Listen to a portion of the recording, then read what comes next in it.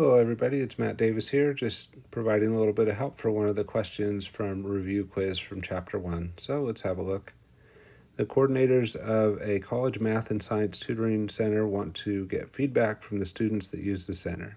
They know from the login computer that 59.7% of the students that use the center are seeking help with math, 19.1% need help with chemistry, 14.9% need physics help, and 6.5% need help with biology. The coordinators would like to survey 240 students stratified by the subject the students are taking and seeking help with. How many math students should be used in the sample? So I want this example to give you help, but not the answer. So I'm going to change this right here, and we're going to get rid of the math students line, and we're going to change that to physics students.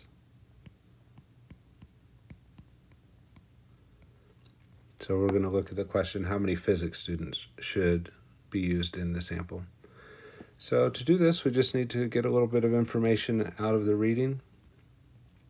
14.9% need physics help.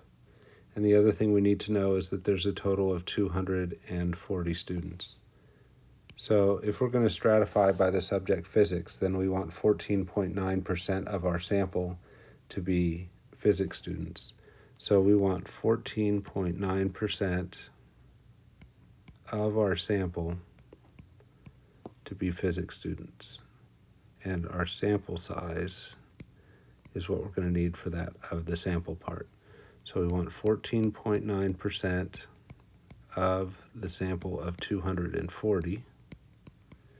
And then to do the math on that, we would change the percentage to a decimal by moving the decimal place over 2 spots and then getting rid of that percentage symbol. So that's going to be 0.149, and the of is going to become times, and the 240 we just copy down.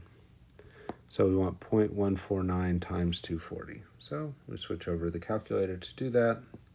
0.149 times 240, we get 241. Let's try that again. 0.149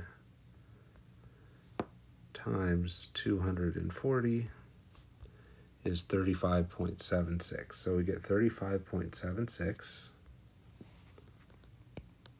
And then you can't have a decimal sample size, so we would round that to the nearest whole number and say this is going to be approximately 36.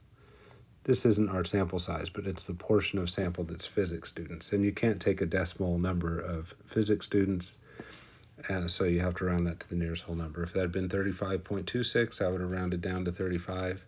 Since this number right here is bigger than a 5, we round up and get to the 36 students, and that would be our answer for the question.